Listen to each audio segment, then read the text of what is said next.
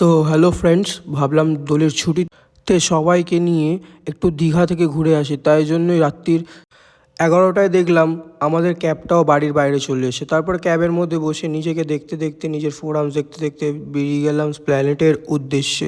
বাইরে থেকে দেখতে বেশ সুন্দর লাগছিল, এটা আমারই পাড়ার রাস্তা। তো আস্তে আস্তে করে স্প্ল্যানেটে গেলাম। স্প্ল্যানেটে যাওয়ার পর দেখলাম বীভৎস ভিড়। মনে হচ্ছে যেন পুরো কলকাতা আজকে দীঘারই উদ্দেশ্যে বেরিয়ে গেছে। বাসের তো টিকিট পাওয়াই যাচ্ছে না, সেসব দিয়ে এই বাসটা আমরা পেলাম।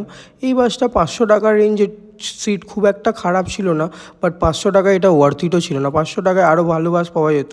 আস্তে আস্তে 12টার সময় এই বাসটাও ছেড়ে দিল ধর্মতলা এসপ্ল্যানেড থেকে দীঘার উদ্দেশ্যে।